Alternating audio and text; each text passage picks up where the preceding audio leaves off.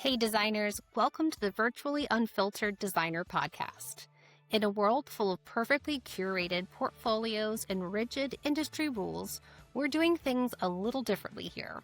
We're pulling back the curtain on the messy, raw side of design and what it's like to run a design business, the stuff that nobody talks about. From deconstructing the systems that actually run a business to why I've traded the traditional sourcing and tracking model for a more flexible design on demand life. This is a space for authenticity, community over competition, and finding the beauty in the functional chaos. So settle in and let's get unfiltered.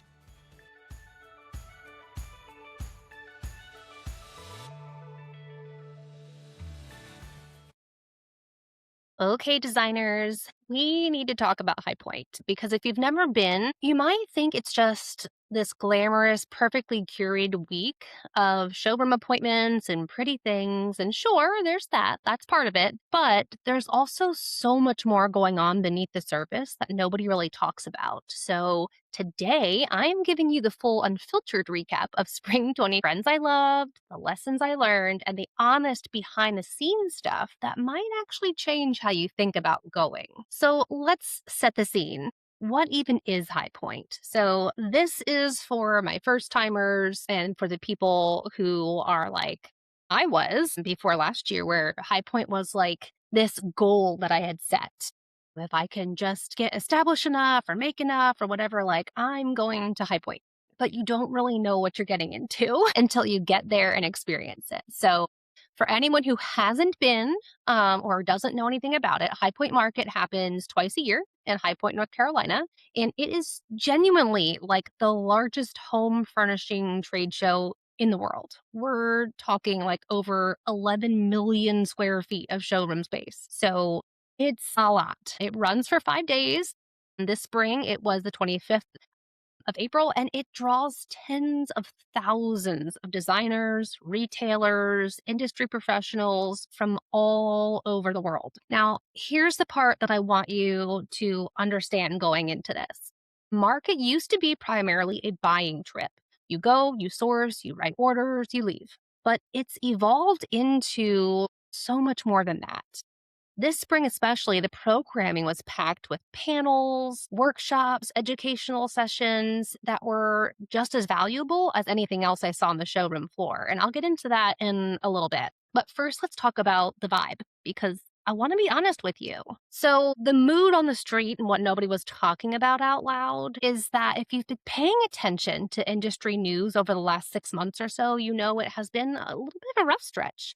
A lot of designers are struggling and slowing down. Tariff headwinds and freight costs are going up. A lot of designers are quietly kind of dealing with this slow pipeline. And going into this market, I honestly wasn't sure what the energy was going to be like. I was a little nervous, to be perfectly honest with you, because I just wasn't sure, where's everybody's head at going into this. And here's what surprised me.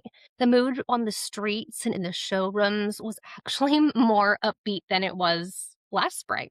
Genuinely, people were excited. Designers seemed to be a little bit more relaxed and candid about the challenges that they've had in 2025. But the feeling overall from the people that I spoke to or listened to was that the slowdown was kind of being put in the rearview mirror. New projects were in the works, so the tariff conversation was still happening. But don't get me wrong. But it seems like the industry has kind of collectively decided to stop letting it be the thing that freezes them. One designer that I talked to put it perfectly and said, after a long period of this unstable environment that kept clients kind of frozen, many people were like just deciding that like it can't get worse and they just started planning projects again, and that's from a homeowner standpoint and from a designer standpoint. So a lot of homeowners are saying, you know what, it's not really getting better but it can't get worse and we still need these things done.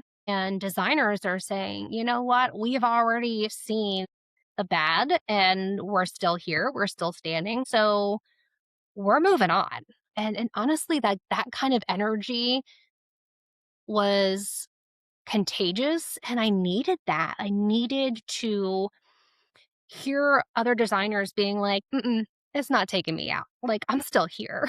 I still have work to do. I still have people to help. And so, when I felt that nervousness kind of walking in and started talking to people, it just kind of melted away the more that I just kind of absorbed the energy at market. And the energy at market is just something that's hard to put into words in the first place. You know, if you can imagine it, you are in this like little section of this, I say city loosely, city, but it's basically a like miniature city made of all showrooms. And it's filled with people who are in some ways just like you because they are all creatives and designers and things like that. Even the people who are not doing what you are doing, they're still there to observe and be inspired and to learn. And so there's just this energy that happens when you're in an environment like that. So that was really, really, really good to see. So that part honestly was probably my one of my favorite, my like highlights of our trip. So, okay, let's talk about the trends. Okay, that's the part that everybody wants to hear after High Point. What's the trend breakdown? What are your favorites? And what was like everywhere? So, I'm going to go over a few of them, and there's no possible way to go over everything that we saw, but I'm going to kind of hit some of the highlights that stuck out to me personally. If you're listening to this and you're like, I saw more of this or that, leave it in the comments, send me a message, like, let's talk about it. Okay, so walnut, rich, deep, unapologetically brown walnut was everywhere. The like ashy, weathered wood tones from the gray era are kind of gone. The new wood finish is rich and warm. And honestly, as someone who's always kind of loved more of that versus the gray, I'm not mad about it. I think that it's really nice to see. And I don't think it's going anywhere. Speaking of grays, cream is the new gray. I think the trending neutral this spring is, again, we're leaning more into warmth. Cream was everywhere, mostly in the realm of like the antique cream with the warmer undertones rather than that grainy antique like white grayish who she's gone. She doesn't live here anymore. She's packed her bags and she's out. The colors were interesting. So last year was a lot of blue and green, and they're still around, but again, like things are getting warmer. Like warmth is having a moment. There was a lot of corals and pastel pinks and blues. Cornflower blue was everywhere. And it was being paired with like rich, earthy reds and ochras and things like that. I feel like those like spice colors, that oaky maple spice, deep merlot colors, that seems to be kind of the it scheme that I keep seeing pop up. Another one was bird motifs. I know, hear me out. These bird motifs were popping up in wallpaper, in textiles, in case goods, everywhere. And they're actually looking really like fresh and editorial and not at all like that dated Audubon print that you have like seen or might be picturing when you're listening to this. And if you know me personally, and my studio coordinator that came with me was like, Sarah, what? Like, what do you mean you're not hating it? Because I don't even like, I'm not like a bird person. I know that's weird, but like, I don't know. We took our daughter to the zoo over the weekend, went out to Atlanta, and like, they wanna go through the little, the bird sanctuary house thing, and I'm always like, I'll meet you on the other side. I'm gonna wait outside." I'm not I'm not a fan. Just I don't know. I don't know. But on a pretty wallpaper with some beautiful florals or in a textile, I didn't hate it, and I did see a lot of it, so just putting it out there. Another one that I saw was skirted and fringed everything. The skirted silhouette is like back in a big way. Skirts on dining room chairs, sofas. And they've got like the tailored pleats or the playful fringes that give that furniture like a refined like dressmaker vibe. It sounds very grand millennial, but the executions that were actually really beautiful and actually had a more modern twist than the fridge and the skirting that we had seen, many, many years ago. So again, not something I would typically point out and go for. It's not my personal style for my home, but the more I saw it, I was like, I don't hate this. I'm kind of loving that it's different. And it's kind of like a nod to nostalgia, but it's done in a modern way, which is something that in concept I really love in anything. So I think we're going to see a lot more of that this year too. The other thing that I noticed was big. It seems like bigger is better when it comes to lighting and mirrors. Designers kept asking brands to go bigger. Jamie Young reimagined some of its best-selling mirrors and made them like up to 60 inches wide. I would talk to somebody about that. Curry and Code debuted like a lot of new oversized table lamp styles. And I'm talking like at 5 or more feet tall, like giant. So for those of us who are working with large, like high ceiling spaces, I mean, we asked and they delivered. I have noticed that a lot with some of my homeowner clients over the past couple of years that like we're dealing with vaulted ceilings and all of these kinds of like large scale rooms. And when you go to look for lamps, they're kind of puny. And so and mirrors as well. Like they're just not enough. And so I was really kind of pleasantly surprised to see that this year that they're going big. And again, I'm not mad at it. Swivel seating is having a serious moment. I felt like there were so many chairs that we decided to sit test while we were there that I sat down in and I was like, whoa, this is a swivel. And so it's not that traditional where you can kind of see the swivel. Some of them, like I'll admit, I was faked out a little bit. They looked stationary, but as soon as you sat down, it was like this pleasant surprise. So, and I love that. I love a good swivel seat because it just allows for more flexibility and more of that like social living when you're talking about arranging furniture. I use them a lot in design, and I know a lot of my designer clients use them a lot in their designs too, just because it allows for that flexibility.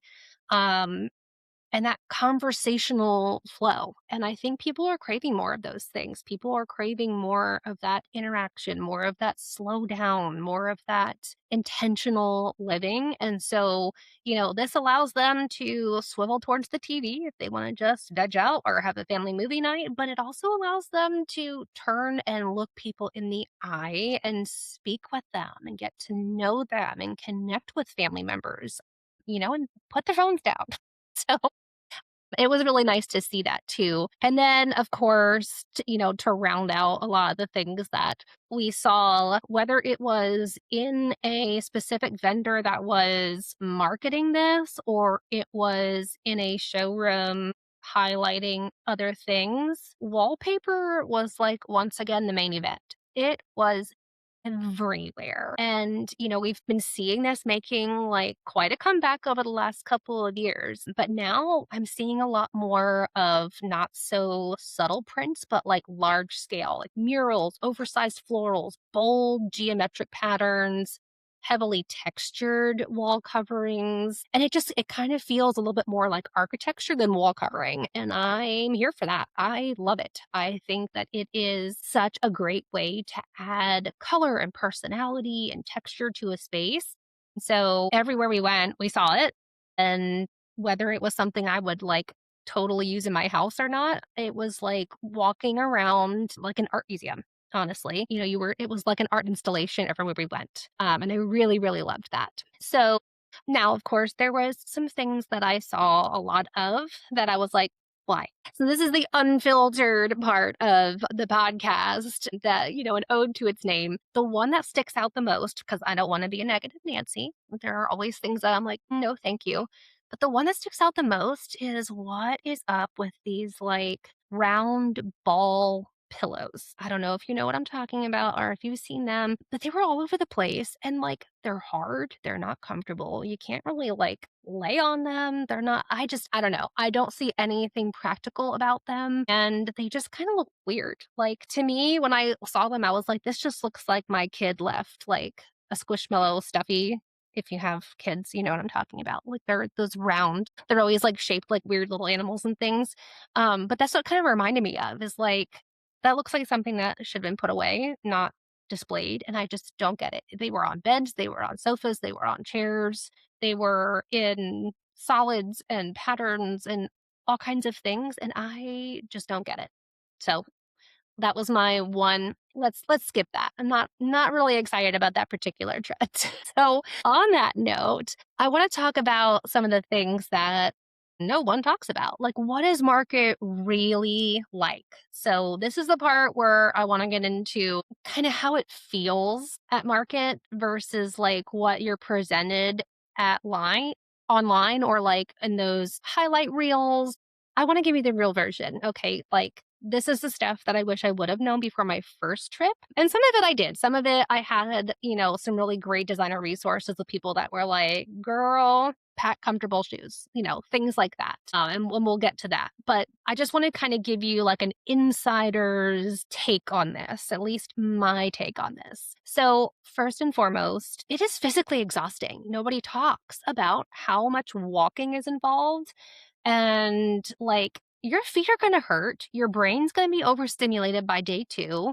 Like, I knew to pack comfortable shoes and to bring snacks and stuff, but this year, like, this was not a suggestion. This was a survival. And I looked at my studio coordinator, Tessa, and I was like, listen, I'm going to be real with you.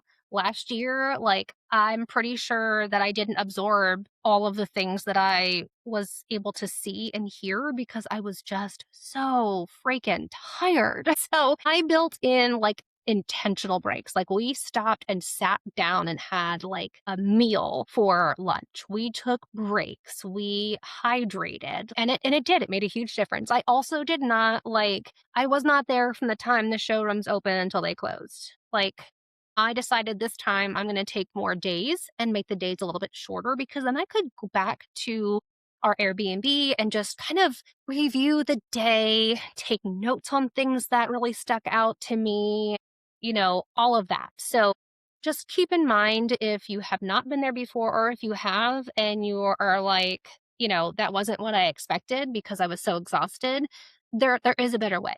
So take it from me and my experience in both realms. The first time I was like, this is kind of ridiculous. At how tired I felt at the end of the day. This year, we were tired, our feet hurt, we were, overstimulated. It's a lot of peopling. And if you know anything about me, like, I'm more of an introvert, so I guess I'm an extroverted introvert. So I like to talk to people and learn about people if it's in the right setting. I hate small talk. Even if I'm having the best time out amongst the people, I am craving alone time and like just not speaking for a little while. Like, it doesn't fill my cup. It fills my cup in a way that I like learning and getting to know people, but it is physically and mentally exhausting to me. So I just knew that for my personality type and some of my physical restrictions with having chronic illness, that is something that I was like, this is non negotiable this year. We are taking breaks. We are hydrating. We are, it is what it is if we don't see everything. And that brings me to my next point. You will not see everything, and it's okay. I see designers going in with these like incredibly ambitious itineraries and feeling defeated that they didn't get to hit every single building. Please don't do that to yourself. You're not going to hit them all, and that's okay. Pick your priorities, be strategic, give yourself permission to linger somewhere that like genuinely excites you. Don't leave that showroom or that environment or that talk because you're like, oh my gosh, I have to get to this one or I have to get to that one. You don't. It's really okay. Like, make a priority list and then take the rest of the time to just explore. I promise you're going to have so much better of an experience if you approach it that way than trying to do everything that you possibly can in that short amount of time, because it's not the way to do it. And I think you'll regret it because you might have seen it all. And I guess if you went from sun up to sundown all every day, maybe you could, but how much of that are you actually absorbing and how much of that do you actually need for your business? So just consider that. It's okay if you don't see it all. Market is about more than just buying now. So High Point has really evolved. And I don't say this as somebody who's been going for years and years, but from a perspective of looking from the outside in, like, I've been following along for probably 6 or 7 years now. Even though my first actual trip there wasn't until last year, I can tell by the talks, the panels, the tours, the workshops, all the gatherings and things, like, there's more of that happening now. And it's really, really nice to see because you're giving designers a space to gather for informal, just let's compare notes, let's ask real business questions, let's reconnect with peers that maybe we only see a few times a year. Some of the most valuable things that I came home with this year had nothing to do with the products that I saw. So that is something that was probably the most important, like the biggest highlight for me personally was those connections and getting to learn and be in those environments with designers who know more than I do, or designers who I was like, I can help you. That was invaluable to me and such a good environment. So, and I actually got to meet up with some of my designer clients, which was awesome. And meet up with some designer friends who, we've been internet friends for 7 years and have finally been able to like give that girl a hug. It's just that is a really lovely part about High Point is, everyone is in the same boat and it's a great opportunity to connect.